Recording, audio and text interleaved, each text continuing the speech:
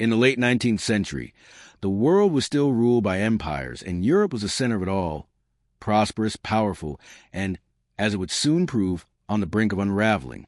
Amid this age of aristocracy and imperial might, on May 5, 1880, in Brussels, Belgium, a boy was born who would go on to defy nearly every law of probability in the century to come.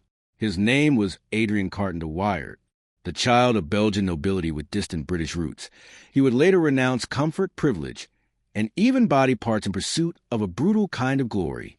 Adrian's early years are somewhat clouded, as is often the case with men who later become myth. His mother died while he was still young, and his father, a lawyer with ties to the Vatican, moved him to Cairo.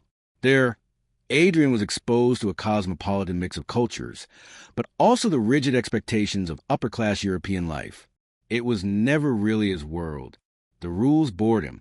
The politics disgusted him. And by the time he was a teenager, he was already rebelling hard. In 1899, while still at Oxford University, he lied about his age and nationality to enlist in the British Army during the Second Boer War. He wasn't even British, at least not officially, but he wanted to fight, wanted to bleed, even wanted, perhaps, to prove something no one had yet asked of him, maybe not even to others, but to himself. War was not a burden to Adrian. It was a calling. He was shot in the stomach and groin in South Africa. Barely 20 years old and already half dead. That would have ended most men's military careers. Not Adrian. It was only the beginning. After recovering, he returned to England and continued his education. But that fire never left him. The world around him seemed too tame. War, with its chaos and clarity, gave him purpose. And purpose, Adrian believed, was worth any price. When the First World War exploded in 1914, Carton de Wiart was ready, not just in uniform, but in spirit. This was no longer a colonial skirmish on a dusty frontier. This was the war to end all wars. It was machine guns and mustard gas, trenches filled with rot and madness. It was everything Adrian seemed destined to meet head-on. And so he did. He served in the Somaliland campaign just before the Great War, where he lost his left eye in combat. According to legend, and with Carton de Wiart, legend in fact often danced together, he removed the eye himself when a field surgeon hesitated. Later, in World War I, he would lose his left hand. He reportedly tore off his own fingers when the doctors refused to amputate, not because he was reckless, but because he didn't have time for indecision. War didn't wait, so why should he? By the time the Great War was over, Adrian Carton de Wiart had been wounded 8 times. He had been shot through the face, stomach, ankle, leg, hip, and ear. He'd been blown up by artillery, and yet each time he crawled back, or was carried back, to the front. There's no poetry to that kind of endurance. It's not romantic. It's grim. It's terrifying. And yet, there's a strange kind of beauty in it, too. The raw force of human will refusing to die. This wasn't just a man who survived war. This was a man who refused to surrender even to his own injuries. A man who wore his wounds like medals, but not for show, for proof. Proof that he belonged to that rare breed of soldier who didn't just fight the enemy, but fought fate itself. In the trenches of the Western Front, where most men hoped only to make it home, Adrian felt more alive than anywhere else. He led with fury, commanded with presence. His men feared him, respected him, followed him because they believed he would survive anything, and he kept proving them right. And still, he was not done. War didn't kill him. It seemed to sharpen him. In 1916, he was awarded the Victoria Cross, the highest award for gallantry in the British Empire. Not for a single moment of heroism, but for a stretch of nearly superhuman endurance in the face of relentless fire. The official citation described acts of incredible bravery. Unofficially, the men around him knew there was something about Adrian that even bullets couldn't understand. When he was finally sent home to recover from his latest wounds, his face half paralyzed, one eye gone, and only one functioning hand, someone suggested he retire, rest, write memoirs, maybe take up a post in the countryside. Adrian Carton de Wiart replied with something along the lines of, "Frankly, I had enjoyed the war." That wasn't irony. It wasn't madness, either. It was his truth. and it was only halftime. The war had ended, but Adrian Carton de Wiart didn't feel like a man at peace. Europe was exhausted. Entire empires had crumbled. The trenches were quiet, the guns silenced by treaties and weary diplomacy. But for Adrian, something felt unfinished. Perhaps it was a strange emptiness that comes when your purpose is ripped away. Or maybe it was that war had become, by then, so deeply a part of who he was that civilian life simply couldn't compete. Despite his battered body, an empty sleeve where his left arm once was, a black patch where his eye used to be, a face sewn together with more metal than skin, he remained the embodiment of endurance, a walking reminder of how much a man could take and still keep marching. But even heroes aren't immune to boredom. After the war, he was posted to Poland as part of the British military mission during the Polish-Soviet War in 1920. While most diplomats wrung their hands over boundary lines, Adrian was again on front lines, riding into gunfire, coordinating defense, and quite literally charging through another maelstrom. At one point, he narrowly escaped death when his train was attacked. Bullets riddled the cars. He emerged shaken but alive. Again, he might have been a relic of an earlier kind of warfare, an age of bayonets and cavalry, but he refused to become obsolete. What he brought to the battlefield wasn't just tactics or experience. It was defiance. When asked later what he thought about facing death so many times, he simply said, "Frankly, I enjoyed the war." That wasn't bluster. It was clarity. For a man who had lost nearly everything, the battlefield gave him back the one thing he cherished most: certainty. Back in Britain, his legend grew. He was no longer just an officer. He was a symbol. Children played war games pretending to be the one-eyed, one-handed soldier who couldn't be killed. Officers toasted him. Writers mythologized him. But none of it seemed to change him. He didn't seek attention. He didn't like fanfare. When King George V once expressed admiration for his many wounds, Adrian simply shrugged. In 1923, he married. Her name was Countess Friedrich Maria Caroline Henriette Rosa Sabina Franziska Fugger von Babenhausen, a woman of Austrian nobility. They had one daughter, and for a brief moment, Adrian lived the life of a man who had survived the worst and now deserved peace. But it didn't last. It never does for men like him. As the 1930s progressed, the world once again began to tilt toward darkness. Fascism rose in Italy, Nazism in Germany. The League of Nations proved toothless. Japan invaded Manchuria. And those with eyes to see it knew another global war was not a question of if, but when. Most of Adrian's generation had either retired or died. They'd done their time, paid their dues. But he wasn't most men. When the Second World War began in 1939, Adrian was nearly 60 years old. And once again, he volunteered for duty. This time, they sent him to Norway. The Allies were desperate to block German access to strategic ports and iron ore shipments. It was a chaotic, ill-planned campaign. Soldiers were ill-equipped. Communication was poor. The weather was hell. But there, in the middle of that frozen catastrophe, Adrian was back in his element. He moved among the troops like a ghost from a former age, half machine, half man, unfazed by enemy fire, cold, or chaos. He was wounded again. Shrapnel this time. More scars. More blood. More proof. He was evacuated, but he wasn't done. Not even close. What came next might be the most surreal chapter in a life already bursting with improbability.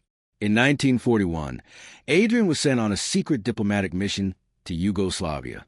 His plane, an RAF Vickers Wellington, crashed in the Mediterranean off the coast of Libya. He survived. Of course he did. But then he was captured by the Italians. Most prisoners would have collapsed under the weight of that misfortune. Adrian saw it as a challenge. He spent the next 2 years in an Italian prison camp. 2 years. And in that time, he attempted no fewer than 5 escapes. One attempt involved tunneling out with fellow prisoners. Another saw him climb over a wall, despite having one hand and a bad leg. He was relentless. When finally released in 1943, after the fall of Mussolini, he didn't ask for rest. He asked for work. He was in his 60s. That alone should have earned him a quiet retirement. But Adrian Carton de Wiart was still useful. That same year, he was sent to China, yes, China, as Churchill's personal representative to Chiang Kai-shek.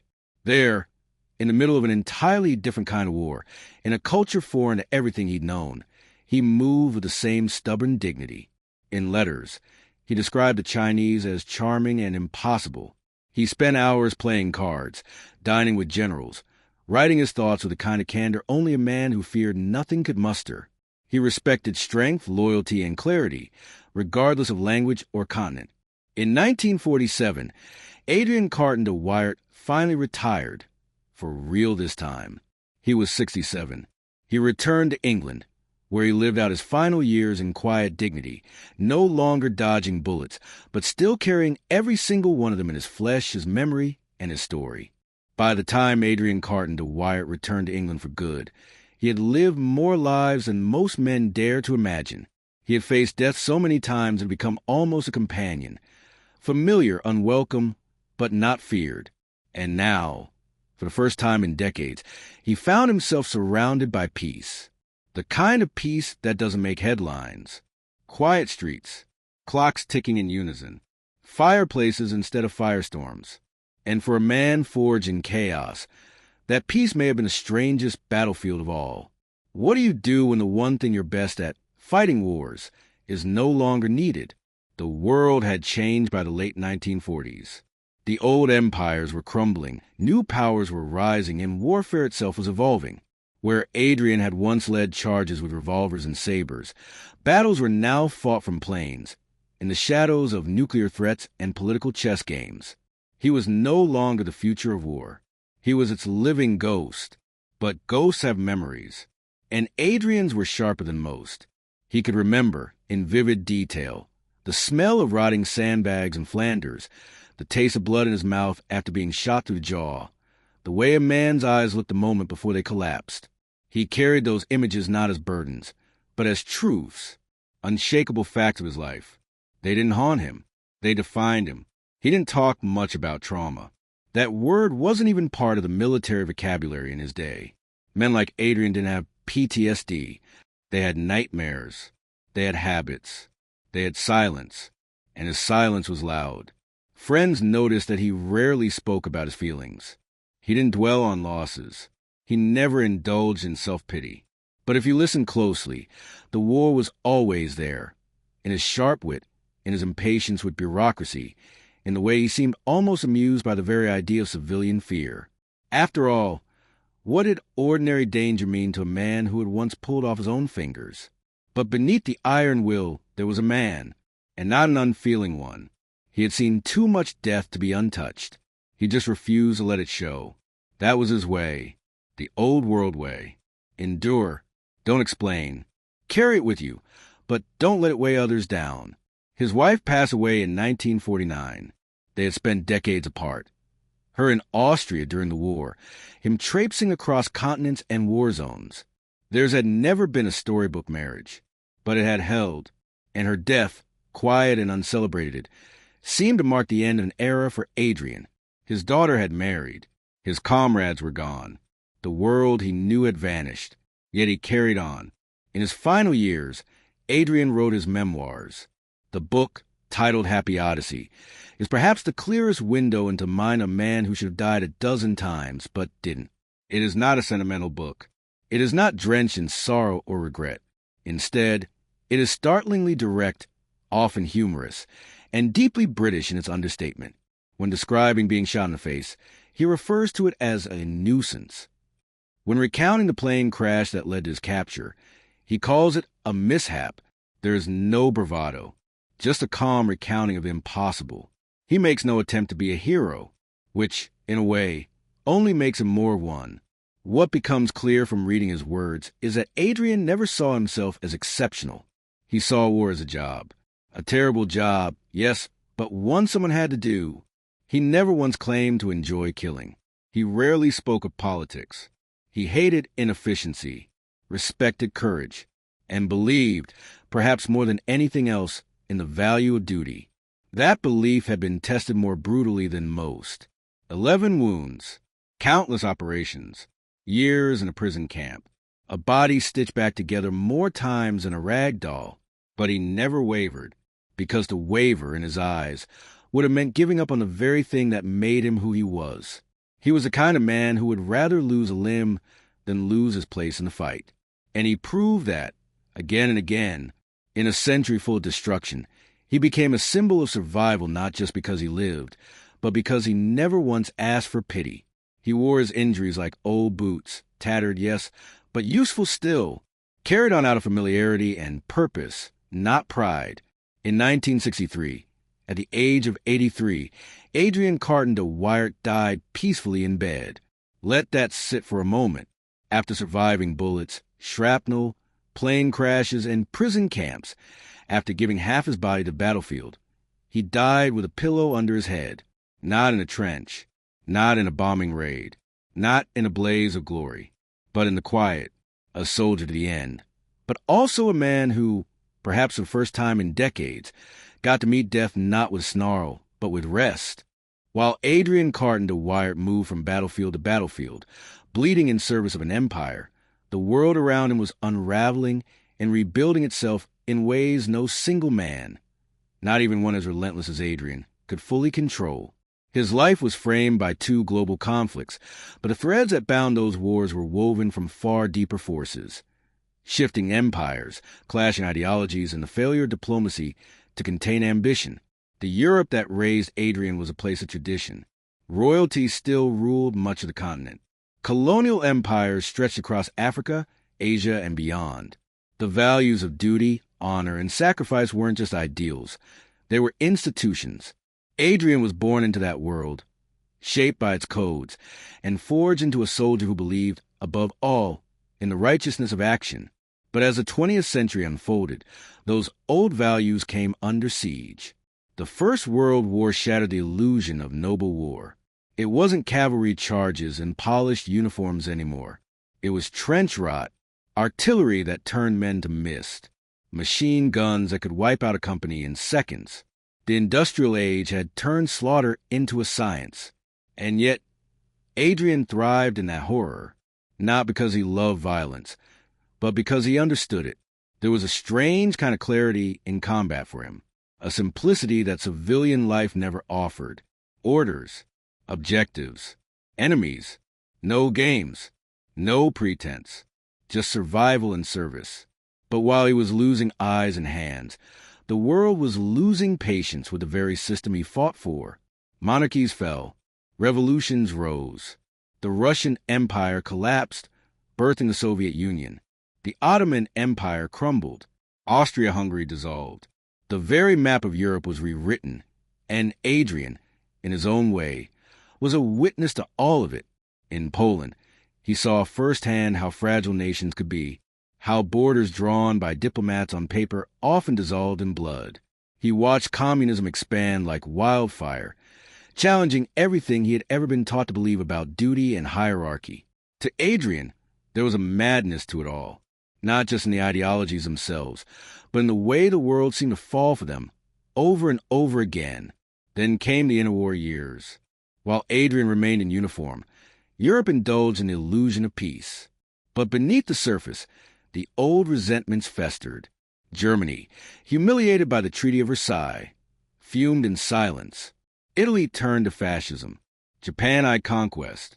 And the League of Nations, that grand dream of diplomacy, proved unable to prevent even minor conflicts, let alone the storm to come. When World War II erupted, Adrian wasn't surprised. How could he be? He had seen the signs for years. The posturing, the broken treaties, the rearming. It was a sequel written in blood long before the curtain rose. And once again, he stepped into the chaos. But now he was fighting in a world that barely resembled the one he'd first marched into decades before. Soldiers carried radios, not bugles. Battles were tracked from the skies, not just trenches. The enemy wasn't always in front of you. It could be thousands of miles away, pressing a button that dropped death from clouds. And yet, the core remained unchanged. Men still died. Leaders still gambled lives like currency. And Adrian still believed in the fight, not for conquest, not for politics, but for order, for the soldier next to him, for the principle that some things were worth bleeding for. In China, he encountered yet another world in flux. Chiang Kai-shek's fragile alliance against the Japanese, the encroaching shadow of communism under Mao, the cultural complexities of a nation trying to modernize while holding on to its past. Adrian, a relic of British imperialism, now stood as a diplomatic bridge in a war he didn't fully understand, but respected enough to navigate with care. He didn't pretend to grasp every nuance. He didn't need to. He was there to serve. And even thousands of miles from the Western Front, even speaking through translators in Beijing palaces, that core part of him, the soldier who would not quit, remained intact. But here's what's remarkable. Even after decades of war, betrayal, and disillusionment, Adrian Carton de Wiart never lost faith in people. He distrusted politics. He had little patience for diplomacy, but he believed in individuals, in courage, in resilience. He had seen it too many times to dismiss it. The Polish soldier charging a tank with nothing but a rifle. The Chinese officer holding a line against impossible odds. The Italian farmer slipping in bread while he was a prisoner. For all the death he witnessed, he never became a cynic, just clear-eyed. And maybe that's what truly set him apart. Not just the wounds or the medals or the madness of his escape attempts, but the fact that after all of it, after a world that tore itself apart not once but twice, he could still wake up, look at the sunrise, and see a reason to keep going. He didn't glorify war, but he didn't apologize for it either. In his world, war was the cost of failing to act when it mattered. He paid that cost, again and again. It's easy to turn a man like Adrian Carton de Wiart into a myth. The one-eyed, one-handed soldier who tore off his own fingers, survived a plane crash, escaped prison camps, and went back to war in his 60s. On paper, it reads like fiction. A Hollywood scriptwriter might be told to tone it down, make it more believable. But Adrian's life didn't care about plausibility. It cared about resolve. And yet, to only remember him as the unkillable soldier is to miss something deeper, something more human. Because beneath the medals, the eye patch, and the stories swapped in army barracks across continents, there was a man who never sought attention, never chased fame, never once tried to tell the world what to think of him. That, perhaps, is why the legend grew so fast. Men like Adrian don't build their myths. They leave them behind like footprints. His fellow soldiers told the stories. Officers passed down his exploits like gospel. Young recruits learned his name long before they ever learned the layout of their rifles. Because he stood for something that didn't change, even as the world did. What he stood for was this. When the world burns, some men don't run from the fire. They walk into it. And it wasn't because they were fearless. Adrian never claimed to be without fear. He simply didn't let it stop him. There's an account of him being shot in the head, his eye destroyed, and after treatment, he lobbied to return to the front. When asked why, he replied that he couldn't abandon his men. That wasn't ego. That was duty. It was a code of an older world, a code Adrian never abandoned, even when everyone else did. But even codes have costs. His body was a roadmap of trauma. Scars crisscrossed his face. His left arm ended at the wrist. One eye was a black void. He walked with pain, slept with ghosts, and yet asked for no sympathy. He didn't use his wounds as leverage. He used them as fuel. In truth, Adrian never stopped being a soldier. Not even after the war. Not even in retirement. The world changed. Armies modernized. But he remained the embodiment of something primal. The will to endure. That's why people remember him. That's why, decades later, his name still surfaces whenever someone asks, what does it really mean to be brave? But bravery, in Adrian's case, wasn't about standing still in the face of bullets. It was about getting up when no one expected you to. Again and again, when he was captured by the Italians and locked in a prison camp, most men resigned themselves to waiting. Adrian planned 5 escapes. He scaled walls with one hand, dug tunnels with a mangled leg. He wasn't just trying to get out. He was trying to live on his own terms. That was his war, even in captivity. And what's more, he wasn't bitter. In his memoirs, he wrote about his time in captivity with amusement. At one point, he described the Italian guards as polite but clueless, and detailed how he tricked them into giving him access to tools for his escape. He wasn't trying to humiliate them. He was trying to win. Even in peace, he played the game of war. This is what makes his legacy more than just a list of battles or wounds. It's about mindset, resolve, humor in the face of absurdity. He was deeply human, flawed, fierce, impatient, loyal to a fault, but he never wavered. Not for applause, not for recognition, simply because he didn't know how to be anything else. And because of that, his legend has only grown with time. Military academies still tell his story. Soldiers still cite him as an example of what's possible when you simply refuse to break. But perhaps his greatest legacy isn't found in textbooks or medals. It's found in the quiet moments of someone on the edge of quitting, someone ready to give in, who remembers a man with one hand and one eye, dragging himself back to the fight because he still had something left to give. It's in that split-second decision to try one more time. That's Adrian's real gift to the world. Not the survival, not the scars, but the idea that perseverance isn't just possible, it's powerful. Adrian Carton de Wiart never set out to influence history. He wasn't a statesman shaping borders or a general drafting grand strategy. He didn't write manifestos. He wasn't particularly political. And yet, the weight of his story, his survival, his sheer defiance of odds, left fingerprints on the psyche of generations that followed. It's a strange kind of influence. Quiet, unofficial, but undeniable. In the decade after World War II, as armies evolved into mechanized, digitally connected forces, something began to happen behind closed doors, something almost poetic. Soldiers, young and green, training for modern warfare in places like Sandhurst, West Point, and Dintroon, would hear stories of Adrian, not as doctrine, not as theory, but as warning and inspiration. He became shorthand for what a human being can endure, not through toughness alone, but through an almost irrational belief that quitting is never the final option. Leadership courses cited him not for his tactics, but for his mindset. Escape and evasion instructors told his Italian prison break stories like bedtime tales. Special Forces recruits learned about the officer who, despite being partially blind and crippled, attempted to tunnel out of captivity with a knife and a spoon. This wasn't romanticizing war. This was reality.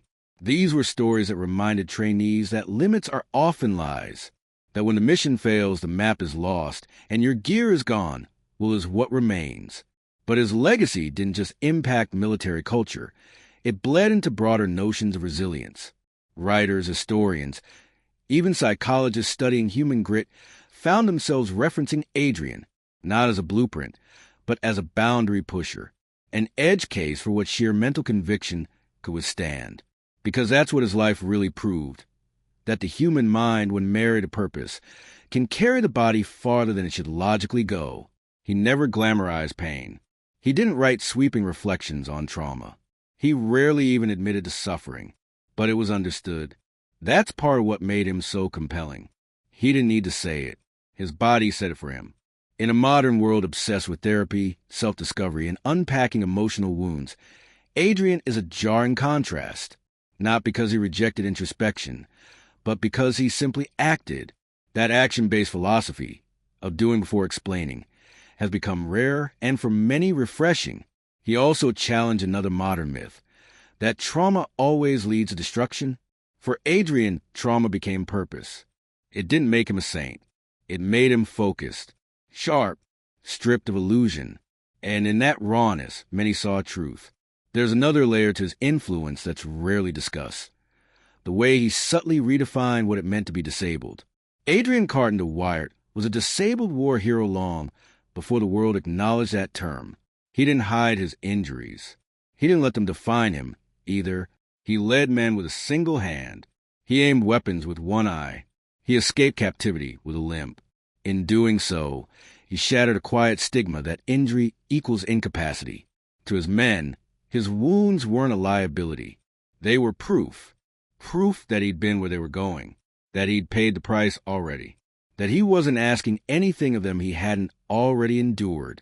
That kind of leadership, earned in blood, not rank, commands loyalty that no uniform alone can guarantee. And still, Adrian didn't see himself as special. That may be the most profound part of his story. He didn't believe he was extraordinary. To him, this was just what needed to be done. His survival wasn't some miracle. It was a result of stubbornness, timing, and a refusal to be anything less than present. Today, in an age of curated images and performative courage, his story cuts through the noise like a bullet through smoke. He didn't have followers. He had scars. He didn't build a brand. He built a legacy of action. And perhaps that's why, decades after his death, in books and boot camps, in articles and whispered barracks tales, Adrian Carton de Wiart still matters. Because in a world looking for shortcuts, he was a long road. Because when we talk about heroes, we often reach for capes and catchphrases. But sometimes, all it takes is a man with one hand, one eye, and no quit. If you strip away the myth, the headlines, the medals, and the dramatic survival tales, you're left with something even more compelling. A series of moments, raw and brutal, where Adrian Carton de Wiart chose not just endure, but to lead while bleeding. Not once, not twice, but again and again, under circumstances that would have reduced even the bravest to silence. These weren't carefully staged stories for memoirs. These were moments forged in the split second between instinct and death. One of the most defining came in 1915, in the horror-ridden trenches near La Boiselle during the Battle of the Somme, a name that still echoes with ghosts. Adrian was commanding troops in the relentless mud of the Western Front. The air was thick with cordite, screams, and the wet slap of earth swallowing bodies. Communication was primitive, supplies unreliable, and morale barely more than a whisper. In the middle of this chaos, Adrian was wounded, yet again. He had already lost his eye in an earlier battle in East Africa. Now, shell fragments tore through his face, shattering his jaw and splitting open his ear. But the wound that might have finished another man barely slowed him. He simply turned back to command, blood pouring down his uniform. His voice mangled and barely audible, he issued orders, not from a hospital tent, not from the rear, from the front. Later, doctors would try to remove the shards embedded in his face. He refused anesthesia. More than once. He simply yanked the pieces out himself. Pain wasn't something he avoided. Pain was something he calculated. And then there was a moment that earned him the Victoria Cross. It happened during the Battle of La Boiselle, part of the disastrous Somme campaign. The fighting was grotesque. Soldiers went over the top into no man's land, where machine guns turned flesh into vapor in seconds. Amid this nightmare, Adrian's leadership didn't just hold. It electrified. When the British attack stalled under blistering German fire, he didn't wait for backup. He charged forward, not to retreat, not to rescue, to lead, to keep pushing. Because in that moment, the lives of his men depended on movement, not strategy, not planning, action. He rallied survivors, organized reinforcements under constant shelling. At one point, with less than a handful of men left in his unit, he personally stormed enemy positions, bayonet in one hand, revolver in the other. His hand, singular. The other had already been amputated. Witnesses later said he seemed unkillable, the kind of figure you might dream about if you fell asleep reading war novels. Mud-soaked, blood-caked, and terrifyingly calm under fire. He didn't shout. He didn't panic. He moved, like death didn't interest him. That's what earned him the VC. But it wasn't a single moment of gallantry. It was a culmination of many, the kind of valor that didn't announce itself, but emerged through repetition, through the decision to keep standing when everything screamed that he shouldn't. Later, in Norway during World War II, he was again leading troops, again in impossible terrain. Cold, wet, ill-equipped, outgunned. Most senior officers would have coordinated from a headquarters miles behind the front. Adrian insisted on being in the field. He was already in his 60s. He walked with difficulty. His body ached from wounds old and new. And yet there he was, dodging artillery, crossing ice-slick roads, yelling over the sound of air raids. Men half his age struggled to keep up. One soldier reportedly said, "You could follow him anywhere because he looked like he'd already died and just hadn't been told." That's how he inspired loyalty. Not with speeches, not with charisma, with proof.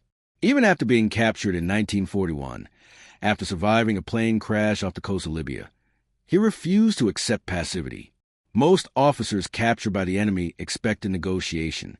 Adrian plotted escape within weeks. The Italian prison guards barely knew what to do with him. He joked with them, lied to them, observed every weakness in the compound, not because he thought he could simply walk out, but because that's what you do when you're not done fighting. One night, under moonlight, he made it over the wall using a rope of knotted sheets. With one arm. He was caught, but it didn't matter. He tried again, and again. Even in failure, Adrian made resistance a form of leadership. Because here's the truth. Adrian Carton de Wiart didn't just fight wars.